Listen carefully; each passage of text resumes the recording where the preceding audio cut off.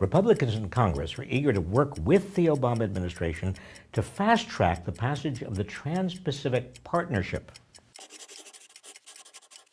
If you haven't heard much about the Trans-Pacific Partnership, that's part of the problem right there. It would be the largest trade deal in history, involving countries stretching from Chile to Japan, representing 792 million people and accounting for 40% of the world economy.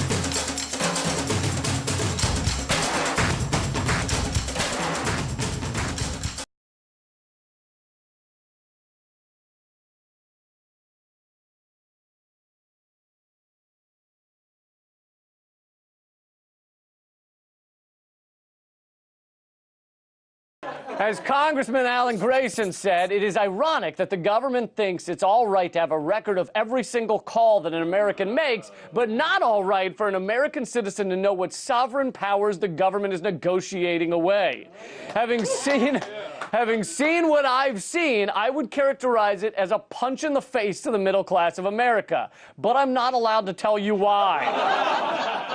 They can't tell us who's hitting us in the face. Right now, big banking, software, pharmaceutical, and tobacco corporations are lobbying governments from 12 countries to negotiate the dirtiest deal you've never heard of. There's a reason you haven't heard of the TPP, or Trans-Pacific Partnership. There are some major corporations and government officials that don't want you to know what's in the deal. For one, our food safety standards, environmental protections, and local labor laws could all be threatened under the TPP. We could all be forced to pay significantly more for the medicines we need, and you could be fined or even sent to jail for downloading copyrighted content on the internet. How will they know if you do it? Because your internet service providers could be required to watch your online activity. But that's not even the scariest part. The TPP gives corporations the power to sue our government in secret foreign tribunals over any law or regulation they claim affects their expected future profits. Don't believe it? It's already happening. Recently, after Canada said U.S. big pharma corporation Eli Lilly's drug price-raising patents were not legit, the firm sued the Canadian taxpayers for a staggering $500 million. And now billions of dollars are being demanded from Germany after it decided to phase out nuclear power following the Fukushima disaster and improve environmental standards for coal-fired electric plants. Philip Morris and Chevron are in on the game too, raiding taxpayer dollars and trying to reverse crucial policies we all rely on. But there is a mighty corporate lobby that wants to make sure the deal is signed and railroaded quickly through Congress. Yet it's been devised in secret. Lobbyists from America's biggest corporations and Wall Street's biggest banks have been involved, but not the American public.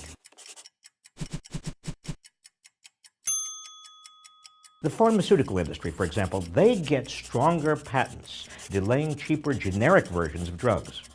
Big corporations and Wall Street get an international tribunal of private attorneys outside any nation's legal system that can order compensation for any lost profits found to result from a nation's regulations. That means even U.S.-based corporations could challenge any U.S. government regulation they claim unfairly diminishes their profits. Say, laws that protect American consumers from unsafe products or unhealthy foods, that protect workers, block toxic emissions, or prevent another taxpayer-funded bailout of Wall Street. The Obama administration says the trade deal will boost U.S. exports, but the deal will also allow American corporations to outsource even more jobs abroad. In other words, it's a Trojan horse in a global race to the bottom, giving big corporations from Wall Street banks a way to eliminate laws and regulations that get in the way of their profits. Right now, they're trying to get something called fast-track authority, so this massive giveaway can pass without any public review or power to amend. So we have to say loud and clear, no to fast-track and no to the Trans-Pacific Partnership. The TPP usurps your sovereignty Trans-Pacific Partnership, or TPP, is a trade deal that would basically give away our country to corporations. And yes, I know corporations already run our country, but that's apparently not enough for them. They want unquestionable control. And with TPP, they would get that. President Obama and the corporate lawyers writing this grab bag for rats have tried to keep it top secret, but portions of it have been leaked by WikiLeaks. If this monstrosity got through, it would create an even greater race to the bottom, in which a job that pays well would be as hard to find as John Boehner's concern for the victims of police brutality.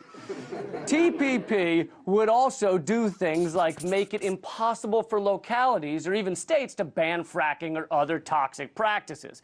For example, let's say your town didn't like housing the entire from a factory farm. That's a real aerial photo of one. So you can understand why you might not want that in your neighborhood. It smells like Newt Gingrich bathing Ted Nugent. Anyway, your town would not be able to vote to stop it. The multinational corporation could simply appeal to an international tribunal of corporate judges, and those judges would go, "Oh, of course you can store your factory farm diarrhea in that town. Isn't that what towns are for?" Finally, after 3 years of basically acting like it didn't exist, the president and Congress are talking about TPP, the Trans-Pacific Partnership. Even though I and other media, alternative media nut jobs have been talking about it for 3 years, the mainstream media just found out about it. In fact, at a recent press conference, they covered the Japanese Prime Minister speaking about the trade deal. That was a really long answer, but I felt pretty strongly about it.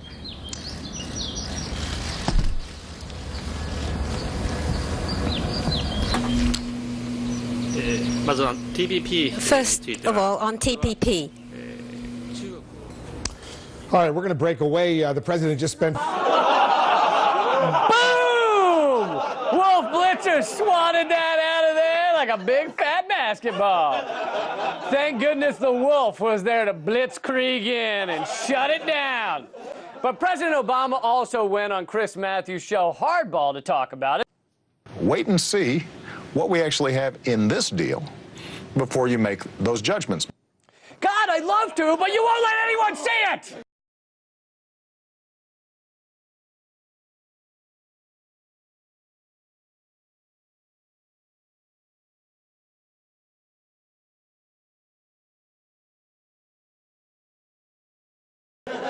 Obama is treating this trade deal like a 4-year-old who's just caught a firefly in his hands. I can't let you see it or it might get away.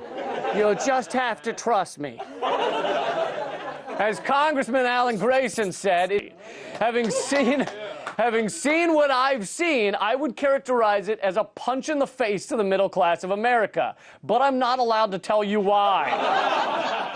They can't tell us who's hitting us in the face. If only Obama would listen to this guy. Corporate lobbyists oftentimes involved in negotiating these trade agreements, but the AFL-CIO hasn't been involved. Ordinary working people have not been involved. You want to approve Trans-Pacific Partnership. You were totally in favor of it. Then you heard what I was saying, how bad it is, and you said, I can't win that debate. But you know that if you did win, you would approve that, and that will be almost as bad as NAFTA. Nothing will ever top NAFTA. That is just not accurate. I was against it once it was finally negotiated and the terms were laid out. I wrote about that in... You called it the gold standard.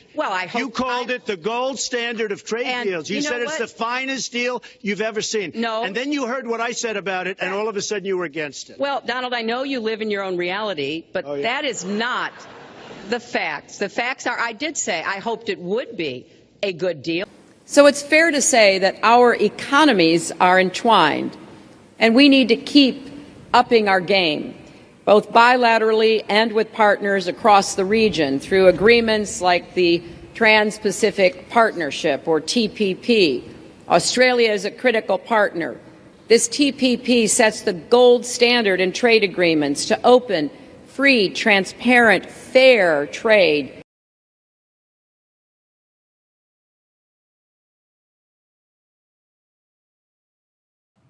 Mr. President, I rise in strong opposition to the fast-track bill that the Finance Committee approved last night that will be on the floor, I think, here next week or the following week on the Trans-Pacific Partnership. The most important aspect, I think, of this debate is that what we are discussing with the TPP is not a new concept. It's not like somebody came up and said, I got a great idea. Let's try this trade agreement, and it's going to be really good for the American worker and the American middle class and the American people. The truth of the matter is that we have seen this movie time and time and time again. And let me tell you that the ending of this movie is not very good. It's a pretty bad ending. And I think most Americans understand that our past trade agreements have failed American workers and have led to the loss of millions of decent-paying jobs. And what I simply don't understand, if we were going forward in the first place, new idea, maybe give it a shot. But when we went forward with NAFTA, went forward with CAFTA, went forward with permanent normal trade relations, and we heard all of these folks telling us how great these agreements were going to be, and it turned out that virtually everything that they said was inaccurate, not true. Why in God's name would we go forward with another trade agreement, which is in fact larger than previous trade agreements? And let me just give you an example of what I mean, Mr. President. On September 19, 1993, President Bill Clinton said the following, quote, I believe that NAFTA will create 200,000 American jobs in the first 2 years of its effect. I believe that NAFTA will create 1 million jobs in the first 5 years of its impact, end of quote. President Clinton was pushing the NAFTA agreement very, very hard. Was President Clinton right? Was the Heritage Foundation right? Was Senator McConnell right? No. I think the evidence is pretty clear that they were all wrong. According to the well-respected economists at the Economic Policy Institute, and their facts usually hold up pretty well, NAFTA has led to the loss of more than 680,000 American jobs, 680,000 American jobs. What President Clinton said was wrong. What the Heritage Foundation said was wrong. We lost substantial numbers of jobs. In 1993, the year before NAFTA was implemented, the United States had a trade surplus with Mexico of more than $1.6 billion. Last year, the trade deficit with Mexico was $53 billion. We had a trade surplus of $1.6 billion. Last year, we had a deficit of $53 billion. Now, how is that a success? I don't quite know. Here is Representative from Ohio, Marcy Kaptur, I don't know how you say her name.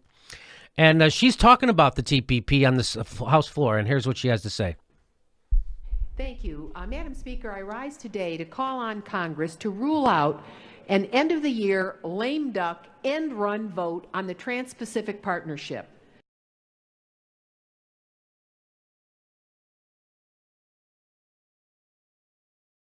No other time in the Congress is less accountable to the people who entrust us to represent their interests than the period between election and the swearing in of a new Congress in January. That's why it's called lame duck.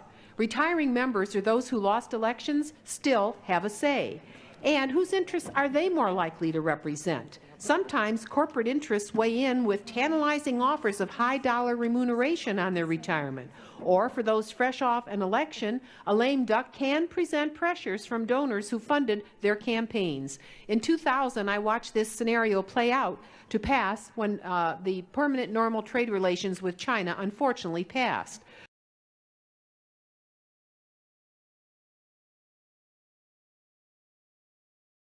Mr. Speaker, Madam Speaker, we've been told time and again that free trade deals create jobs, but they outsource our jobs instead. Americans deserve a vote from accountable elected representatives. No lame duck TPP vote. I yield back my remaining time. Of recent trade deals, yes, and some not so recent. Do you believe as president you would have the authority to unravel some of them? Yeah, I think, look, for Vermont, for Iowa, and for virtually the entire country, trade agreements like NAFTA, CAFTA, and permanent normal trade relations with China have by and large been a disaster. I voted against all of them, and I'm helping to lead the effort right now against the Trans-Pacific Partnership.